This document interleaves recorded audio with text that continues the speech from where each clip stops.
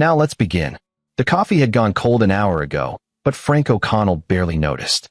His office, a converted garage behind their house, was littered with transcripts, photographs, and half-written scripts for his podcast series. At 38, Frank had transitioned from investigative journalism at the Chicago Tribune to running his own production company, Undercurrent Media. The move had been Ashley's idea 3 years ago, back when she still looked at him like he'd hung the moon instead of like he was a burden she'd inherited. His phone buzzed. Another text from Ashley, running late. Mom needs help with the Christmas decorating. Can you get Todd from school? Frank glanced at the calendar. December 20th. This would be the 4th time this week Krista Raymond had needed help with something. He typed back, got him. See you tonight. The afternoon sun cast long shadows across the suburban Chicago street as Frank pulled up to Meadowbrook Elementary. Todd emerged from the building, small for his 7 years, shoulders hunched in a way that made Frank's chest tighten. Other kids rushed past him, shouting and laughing, but Todd walked alone. Hey, buddy. Frank reached over to open the passenger door. Todd climbed in, his backpack nearly as big as he was. Hi, Dad. How was school? Fine. Frank had been conducting interviews for 15 years. He knew evasion when he heard it. Just fine? What did you do in art class? You had that snowman project, right? Todd's jaw tightened, a gesture so similar to Frank's own that it was like looking in a mirror. Mrs. Patterson said it was good. Can I see it? I left it there. Todd stared out the window. For the classroom display. Frank knew his son was lying. He also knew that pushing now, in the car, wouldn't help. Want to stop for hot chocolate? For the first time, Todd's face brightened. Really? Just us. We can go to Bernie's. 20 minutes later, they sat in a corner booth at Bernie's Diner, the kind of place that still had vinyl seats and served breakfast all day. Todd wrapped both hands around his mug, marshmallows melting into white swirls. Dad, Todd's voice was quiet. Are we going to Grandma Krista's for Christmas? That's the plan. What? Todd shrugged, but his knuckles whitened around the mug. Just wondering. Frank leaned forward. You can talk to me about anything, Todd. You know that, right? I know. But Todd's eyes stayed fixed on his hot chocolate. Frank's phone buzzed again. Ashley, can you bring the good champagne when you come for dinner tomorrow? Mom's making her special lamb. He texted back, sure. What he didn't text was the thought burning in his mind. When did your mother's dinners become more important than your son? The Raymond house sat in Kenilworth, one of Chicago's wealthiest suburbs. A Georgian colonial that Kristen never failed to mention was historic. Frank pulled into the circular driveway at 6:30 the next evening, Todd silent in the back seat. Remember, Frank said, turning to look at his son. You don't have to pretend to be happy if you're not.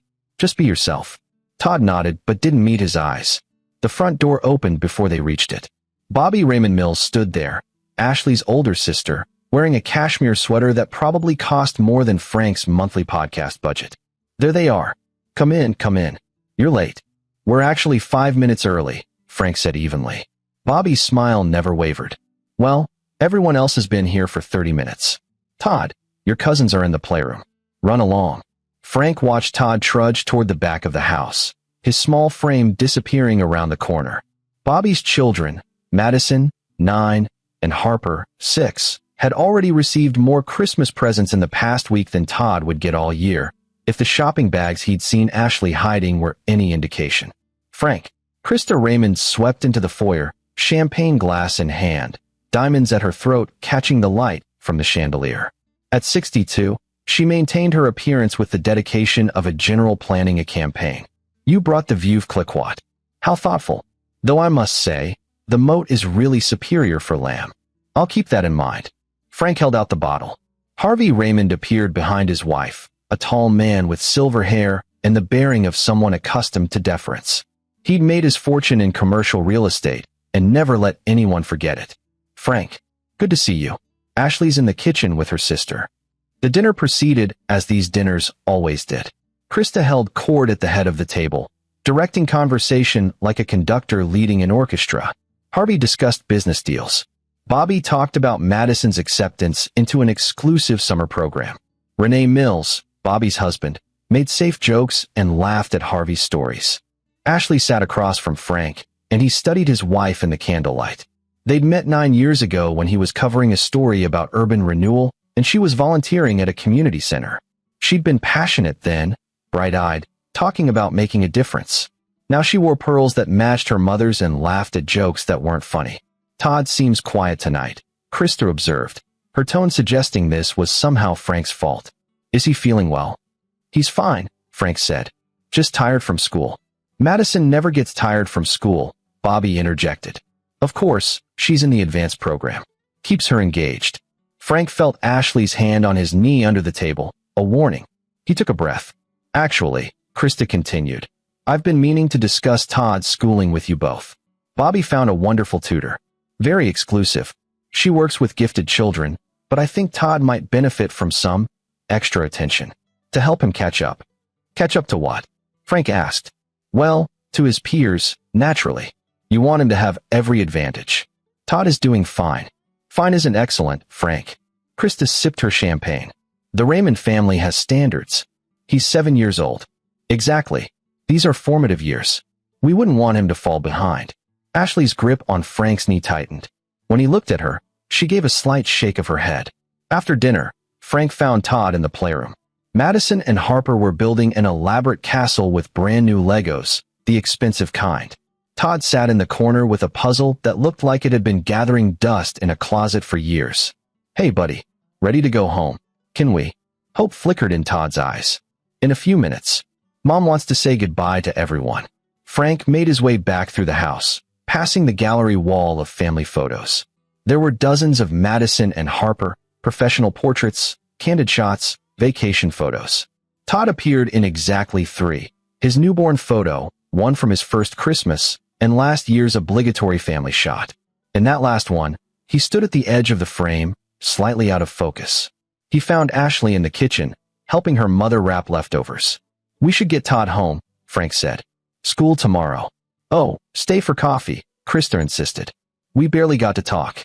It's already 8:30. Fine. The word came out clipped.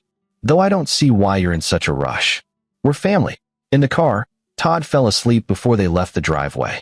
Ashley stared out the passenger window. Your mother suggested a tutor for Todd, Frank said finally. I know. She told me. You don't think that's insulting?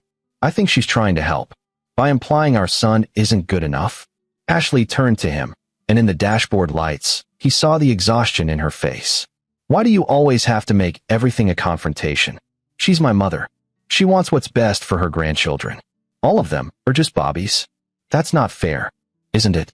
Did you notice Todd playing with a puzzle that looked older than he is while Madison and Harper built with Legos that probably cost $300?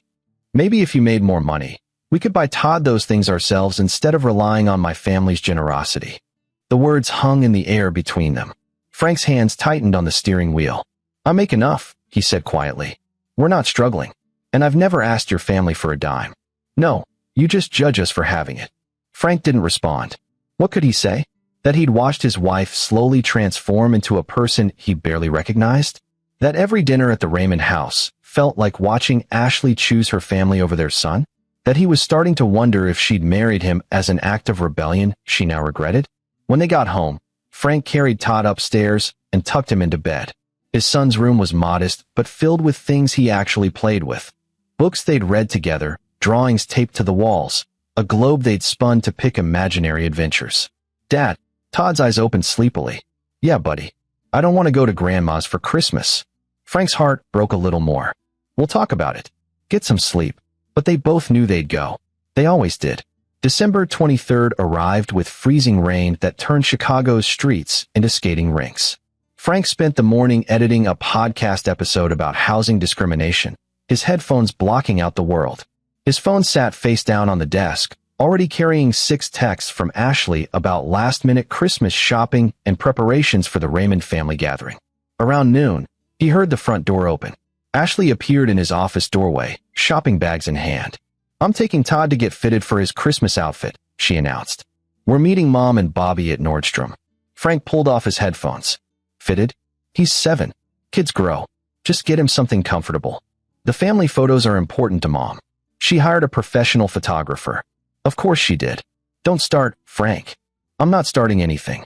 I'm just saying that maybe our son would prefer to actually enjoy Christmas instead of being treated like a prop for your mother's Instagram.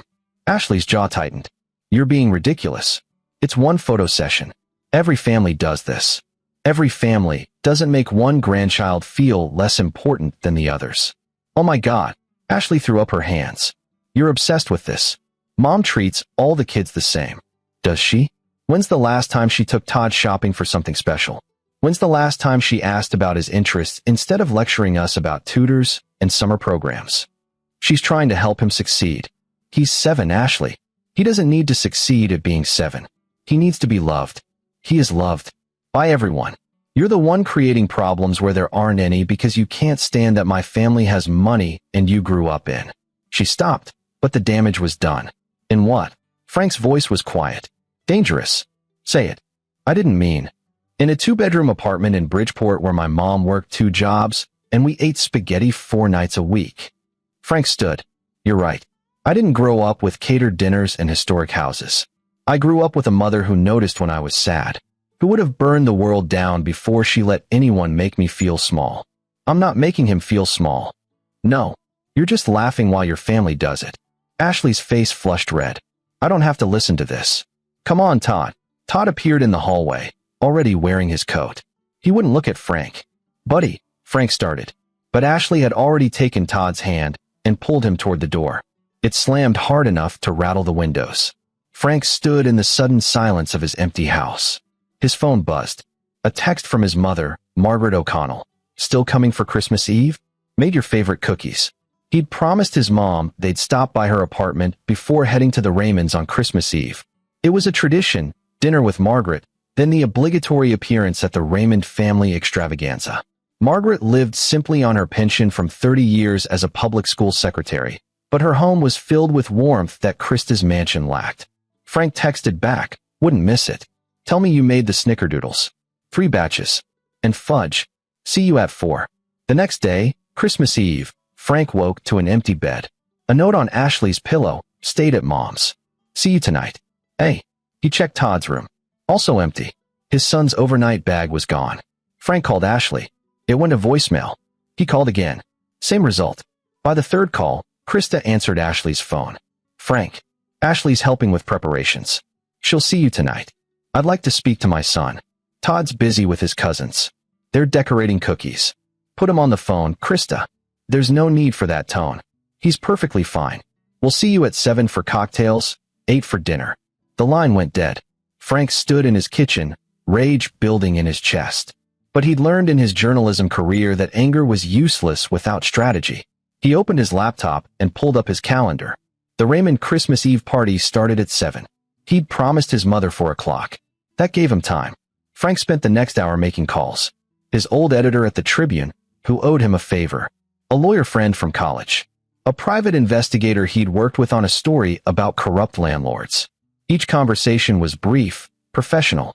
By 3 o'clock, he'd set several things in motion. At 4, he arrived at his mother's apartment in Bridgeport. The building was old but well-maintained, the kind of place where neighbors still knew each other's names. Margaret O'Connell opened the door wearing a sweater with a reindeer on it, her gray hair pulled back, eyes bright behind her glasses. There's my boy. She hugged him tight. At 65, she still had the strength of someone who'd raised a son alone after his father died when Frank was 3. Where's my grandson? At the Raymonds. Ashley took him yesterday. Margaret's expression hardened. She'd never said anything directly critical about Ashley or her family, but Frank had noticed the tightness around her mouth whenever they were mentioned. Come in. Have some cookies. Tell me what's wrong. They sat at her small kitchen table, the same one Frank had done his homework at as a kid. The apartment smelled like cinnamon and pine from the modest tree in the corner, decorated with ornaments Frank had made in elementary school. I think my marriage is ending, Frank said. Margaret poured them both coffee. Why do you think that? Because my wife has become someone I don't recognize. Because she's more concerned with impressing her mother than protecting our son. Because I can't remember the last time she looked at me with anything except resentment. And Todd. Frank's hands tightened around his mug. He's miserable, Mom. At the Raymond house, he's treated like an afterthought. A disappointment. And Ashley either doesn't see it or doesn't care. She cares. She's lost, but she cares. How can you defend her? Margaret reached across the table and took his hand. I'm not defending her. I'm telling you that people can be blinded by their need for approval. Ashley grew up in that family, with those expectations. Breaking free from that is harder than you think. She's hurting our son. I know. Margaret's grip tightened. So what are you going to do about it? Frank met his mother's eyes. I'm going to get him out. Good. She stood and pulled something from her purse, a thick envelope. I've been saving this. It's not much, but if you need a lawyer. Mom, no. Take it, Francis. My grandson needs his father to fight for him. Let me help you fight. Frank opened the envelope. $5,000 in cashier's checks. Mom, this is your savings. This is my grandson's future. Take it. They sat together until 6:30, and Margaret shared stories about raising Frank alone, about the time she'd had to make hard choices, about the importance of knowing when to stand your ground. One more thing, she said as Frank stood to leave. Don't go into that house angry. Go in clear-headed. Observe. Document. Anger makes you sloppy. Clarity makes you dangerous. Frank kissed her forehead. When did you get so ruthless? The day I became responsible for a child. You'll understand. The drive from Bridgeport to Kenilworth took 45 minutes. Frank spent them thinking, planning. By the time he pulled onto the Raymond Street, he knew exactly what he was going to do. The house blazed with light. Cars lined the circular driveway and spilled onto the street. Range Rovers, Teslas, a Porsche. Through the windows, Frank could see the party in full swing. Women in cocktail dresses. Men in blazers. Krista Raymond's annual Christmas Eve gathering was legendary in their social circle. Frank parked down the street and sat in the darkness for a moment. He pulled out his phone and opened the voice recording app. Then he stepped out into the cold. He didn't knock. The door was unlocked, welcoming guests. He walked in, and the warmth and noise hit him like a wave. Laughter, Christmas music, the clink of glasses. No one noticed him at first. He moved through the foyer, past the gallery wall of photos, past the grand staircase. His phone recorded everything. The living room was packed with Kenilworth's elite. Krista stood by the fireplace, holding court. Harvey worked the room like the dealmaker he was. Bobby and Renee circulated with their perfect children. Frank scanned the room. No Todd. He checked the playroom. Empty except for wrapping paper and discarded ribbons. The library. Nothing. The den. No one. Then he heard it. A sound from the back of the house, near the kitchen. Water running. A voice, Krista's, sharp and impatient. Frank followed the sound down the hallway, past the formal dining room where a catered spread waited under warming lights. The kitchen was in the back, a massive space of marble and stainless steel. He stopped in the doorway. Todd knelt on the floor in his underwear, just his underwear and socks, scrubbing at the tile with a brush and bucket of soapy water. His clothes sat in a soggy pile by the sink. His thin shoulders shook, whether from cold or tears, Frank couldn't tell. Krista stood over him, champagne glass in hand. I don't care if it was an accident. You spilled punch on my Aubusson rug. The least you can do is clean up your other mess. Bobby leaned against the counter, scrolling through her phone. Honestly, Todd, you need to be more careful. Madison and Harper never. That's when Bobby looked up and saw Frank. Oh, Frank, we didn't hear you arrive. Frank didn't acknowledge her. He walked straight to his son, pulled off his own coat, and wrapped it around Todd's shaking body. Then he picked him up, his boy, his entire world, and held him close. Todd buried his face in Frank's shoulder and sobbed. Frank turned to face the room. Ashley had appeared in the doorway, still wearing her cocktail dress, mascara perfect. She froze when she saw the scene. Frank looked at his wife, then at Krista, then at Bobby, and he said 5 words. 5 words that would change everything. We're done with you people. Krista's champagne glass slipped from her fingers and shattered on the marble floor, crystal and liquid exploding across the tile that Todd had been scrubbing. Frank walked out, carrying his son. Through the hallway, past the shocked faces of Kenilworth's finest, past the tree with presents piled underneath for everyone except Todd, past the photographer setting up for the family portrait that would never happen. Ashley called after him. Frank, wait, where are you going? He didn't answer, didn't look back. He strapped Todd into the car, turned on the heat, and drove away from that house. Todd cried for the first 20 minutes. Then, exhausted, he fell asleep, still wrapped in Frank's coat. Frank drove to his mother's apartment. Margaret took one look at Todd and said, "Get him inside." They spent Christmas Eve in her small living room. Margaret made hot chocolate and grilled cheese sandwiches. They watched A Christmas Story on her old TV. Todd sat between them on the couch, wrapped in a blanket, safe. Around midnight, Todd finally spoke. "Dad, are we going back?" "No, buddy. We're not. Ever.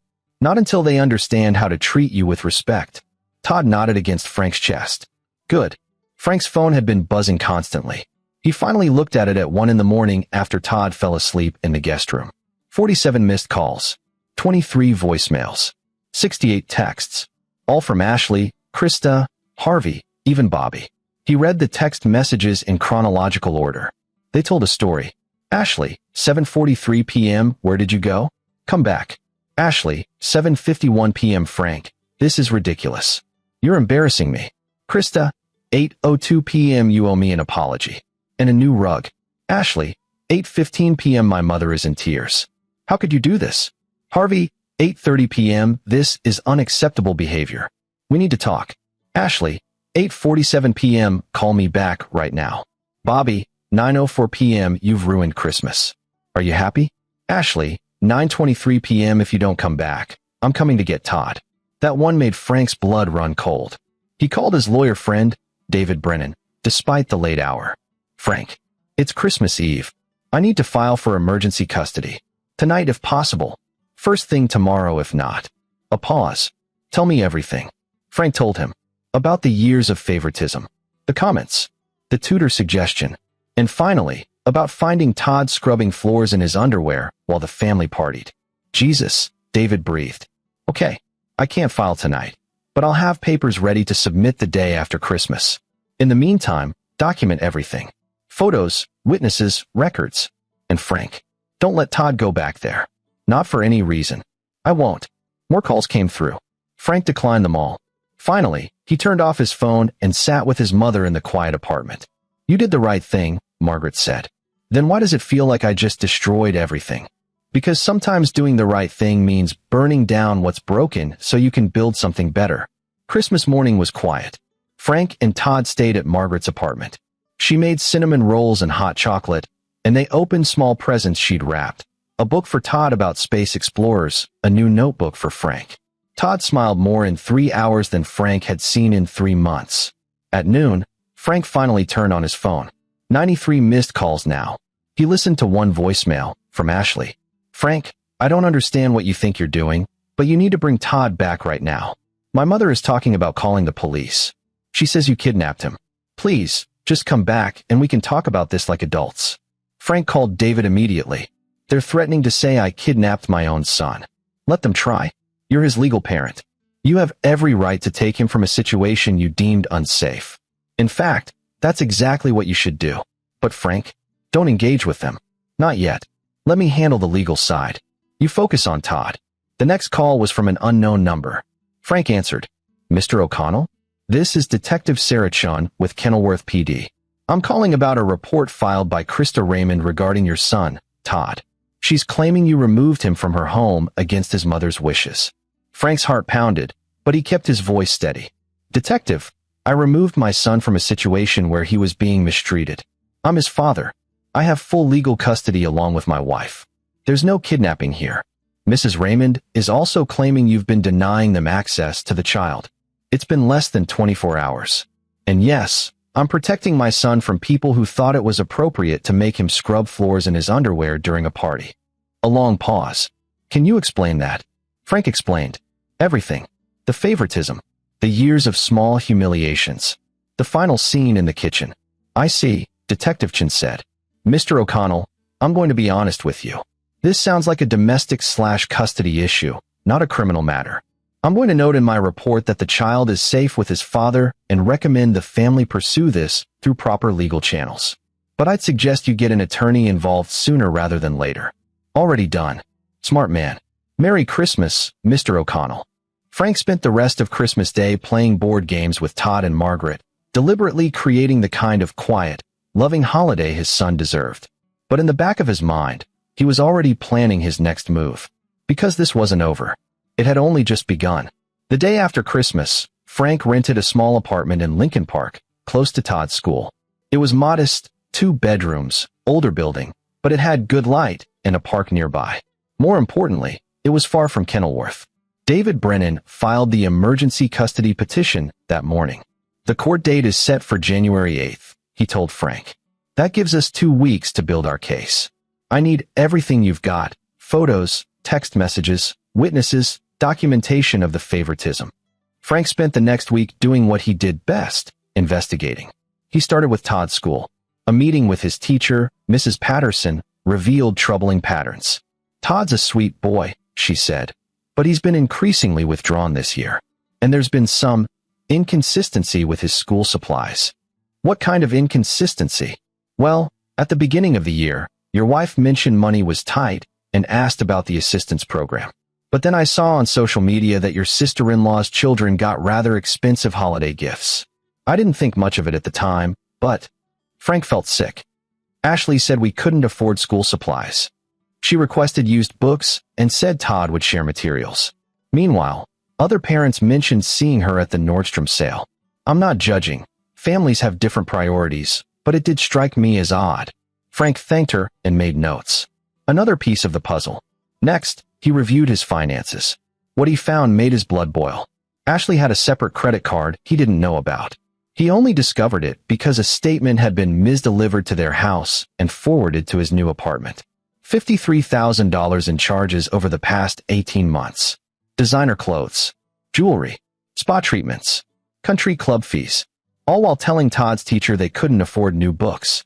But the most damning discovery came from an unlikely source. Frank's podcast, Undercurrent Media, had a small but dedicated following. He'd built it on stories about social justice, corruption, and inequality.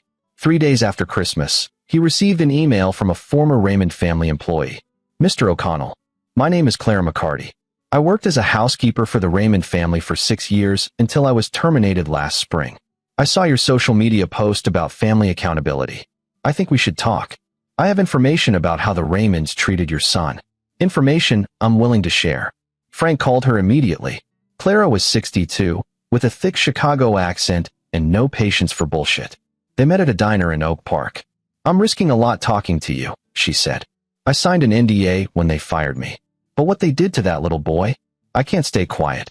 Tell me. Mrs. Raymond, Krista, she'd called Todd the charity case. Said your wife married beneath her and the boy was paying for it. When he'd visit, she'd make him eat in the kitchen while the other grandkids ate in the dining room. Said it was because he had bad manners, but that was a lie. That boy had better manners than those spoiled brats. Frank's hands clenched. Did Ashley know? Clara's expression turned sympathetic. Your wife? She'd protest at first. But Mrs. Raymond would shut her down. Talk about how she was ungrateful after everything they'd done for her. Eventually, your wife stopped fighting. Why were you fired? I stood up for Todd one day. He spilled some juice, an accident, and Mrs. Raymond started screaming at him. Called him clumsy and stupid. I told her that was no way to talk to a child. She fired me on the spot, paid me a year's salary to sign an NDA and disappear. Would you testify to this? Clara was quiet for a long moment. If it helps that boy? Yes. But Mr. O'Connell, the Raymonds are powerful people. They'll come after me. Let them try. Over the next week, Frank compiled his evidence. Text messages showing Ashley prioritizing her family over Todd. Photos of the discrepancy in Christmas gifts. Clara's testimony. Mrs. Patterson's observations. Financial records showing Ashley's secret spending while claiming poverty. But he needed more. He needed to show pattern and intent. That's when Frank remembered who he was. He was an investigative journalist who'd exposed corrupt politicians, predatory landlords, and corporate fraud. The Raymonds were amateurs compared to some of the people he'd taken down. On January 2nd, Frank started making calls to Kenilworth social circles. The Raymond family had enemies, people they'd stepped on climbing their way up. Frank found them. A business partner Harvey had cheated. A charity director Krista had publicly humiliated. A former friend Bobby had betrayed. Each conversation revealed more about the Raymond family's true nature. They were social climbers who'd built their reputation on lies and cruelty. But Frank needed something bigger. Something that would make the court and the public understand exactly who these people were. He found it on January 5th. One of his sources, a woman named Nina Jimenez who worked for the Illinois Department of Children and Family Services, reached out after hearing about his custody case through mutual connections. I shouldn't be telling you this, she said. But the Raymond family has been on our radar before. For what? 3 years ago, we received a report about the treatment of a foster child they were hosting. It was part of a publicity thing. Krista Raymond wanted to be seen as charitable. The child, a 7-year-old girl named Emma, was removed from their care after 2 months. Why? Emotional abuse. Neglect. The same pattern you're describing with Todd. The case was quietly settled. The Raymond's lawyer made it go away. Do you have documentation? I could lose my job for sharing this. Nina, my son is being damaged by these people.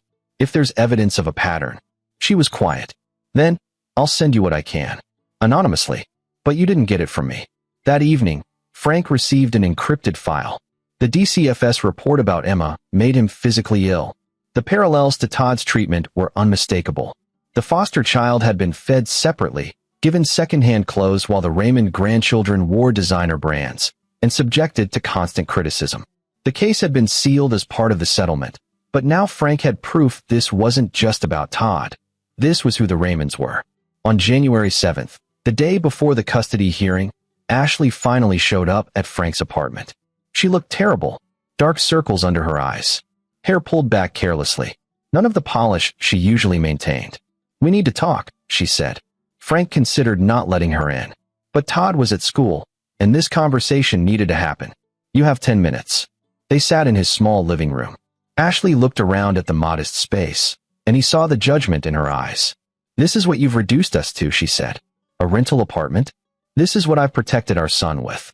A place where he's not treated like garbage. My family doesn't treat him like garbage." "Ashley." Frank pulled out his phone and played a recording. He'd been recording everything since Christmas Eve, the texts, the voicemails, everything. Krista's voice filled the room.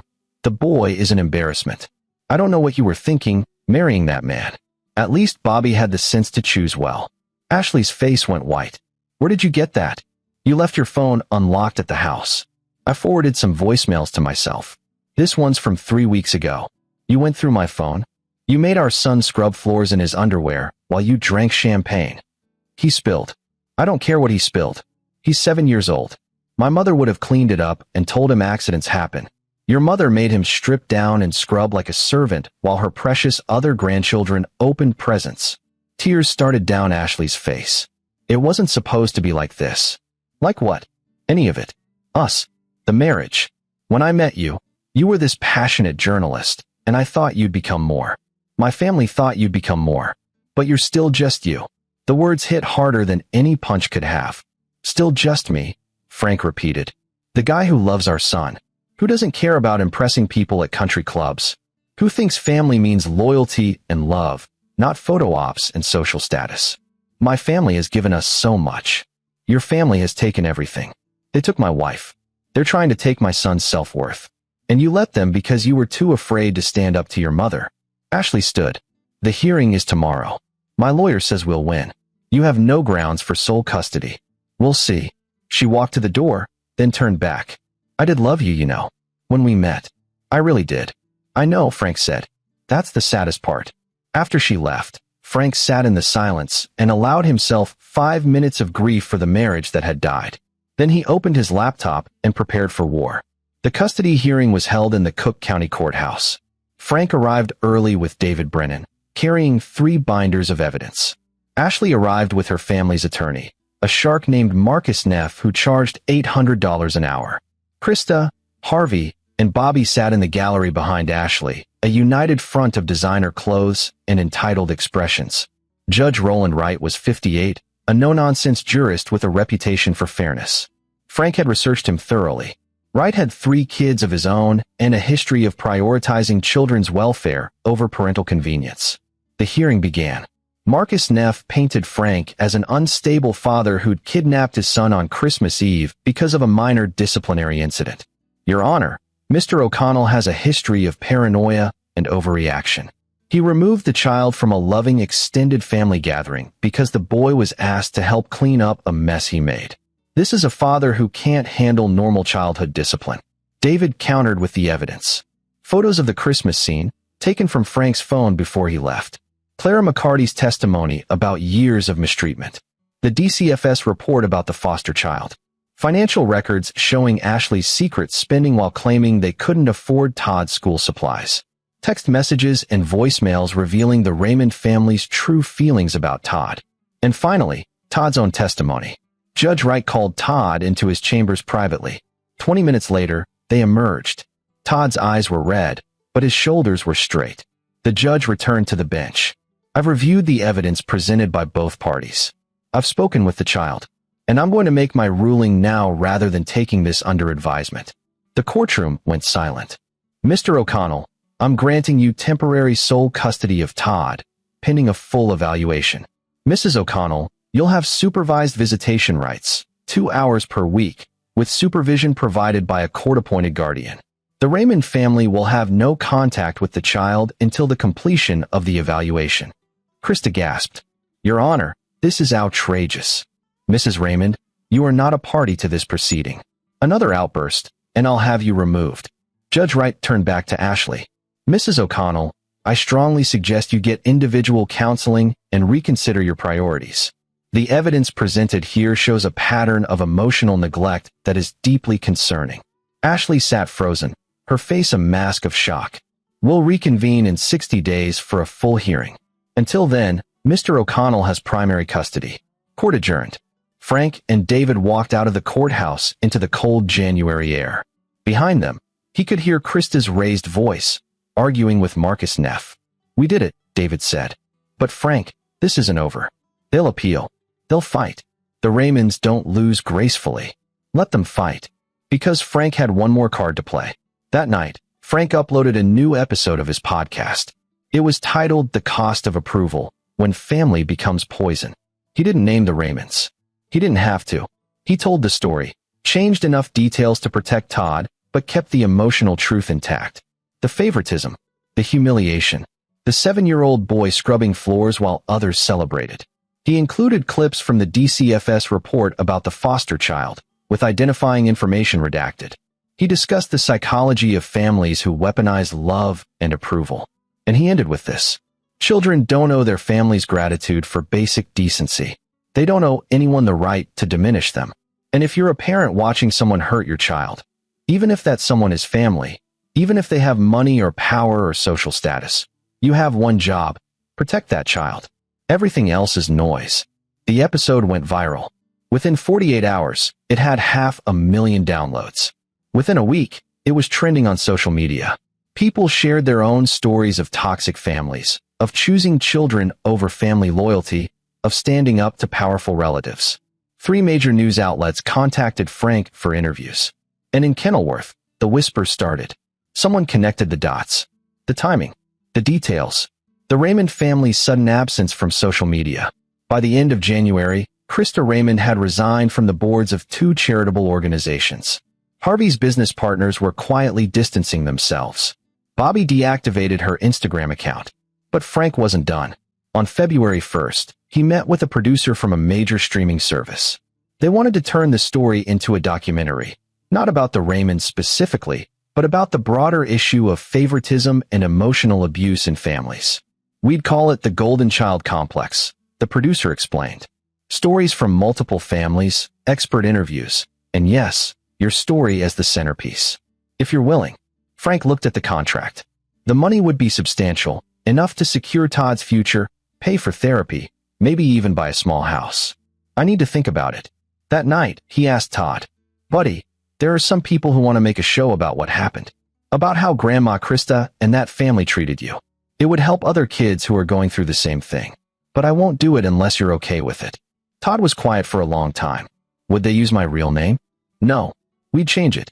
Protect your privacy. Would it stop other grandmas from being mean? Frank's throat tightened. It might help some kids understand they're not the problem. Then okay. Frank signed the contract. Over the next month, he worked with the production team. They filmed interviews, gathered expert testimony, spoke with Clara McCarty, with Todd's teacher, with a child psychologist who'd evaluated Todd. The documentary was scheduled to air in May. But in March, everything changed. Ashley called him. Her voice was different, smaller, broken. Can we meet? Just us. They met at a coffee shop in Lincoln Park, neutral territory. Ashley looked like she'd aged 5 years in 3 months. No makeup. Simple clothes. hair in a ponytail. I've been in therapy, she said. Individual and group. My therapist, she helped me see some things. Frank waited. I became my mother. Somewhere along the way, I turned into exactly what I swore I'd never be. Tears started down her face. I let her make me believe that you weren't enough. That Todd wasn't enough. That we needed to be more. Better. Perfect. Ashley, I'm not asking for forgiveness. I know what I did. I chose them over my own child. Over you. Over everything that actually mattered. She pulled out a folder. I'm filing for divorce. I've already signed the papers. You'll have full custody.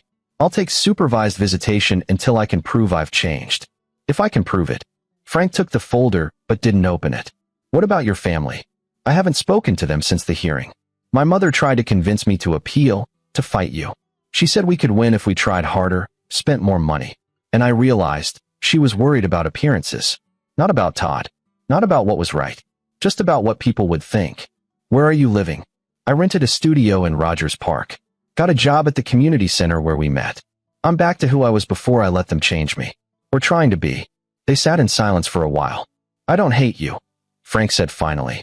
I'm angry. I'm hurt. But I don't hate you. You should. Maybe. But hating you won't help Todd. And he needs at least one parent who didn't completely fail him. Ashley flinched. I want to be that parent again. I don't know if I can. But I want to try. Then try. Show up for your visitations. Do the work in therapy. Prove that you choose him over them. I will. She stood to leave, then turned back. Frank. The podcast episode. The documentary. My lawyer said I could try to stop it. Fight it for privacy reasons. Are you going to? No. Other kids need to hear it. And maybe my mother needs to face what she's done. After she left, Frank sat with the divorce papers. He'd wanted this, fought for it. But now that it was here, all he felt was sadness for what could have been. He signed them that evening. The documentary, The Golden Child Complex, premiered on a major streaming service in May. It opened with Frank's story, then expanded to 6 other families dealing with similar dynamics. The response was overwhelming. Support groups formed. Therapists reported increased awareness of family favoritism as a form of abuse. Schools started training teachers to recognize the signs. And the Raymond family faced consequences. Harvey's business partners, uncomfortable with the association, bought him out. He retired early, his reputation in the commercial real estate world permanently damaged. Krista's social circle shrank. The same people who'd attended her Christmas parties now avoided her at the club. She and Harvey eventually moved to Arizona, fleeing the whispers and stares. Bobby and Renee divorced. Renee got primary custody of Madison and Harper, citing Bobby's toxic family dynamics as harmful to the children. Bobby moved in with her parents in Arizona. But the most surprising change was Ashley. She showed up for every supervised visitation. She enrolled in parenting classes.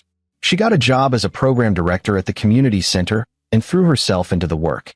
Slowly, over months, Todd began to trust her again. By the time the final custody hearing arrived in July, even the court-appointed evaluator noted Ashley's progress.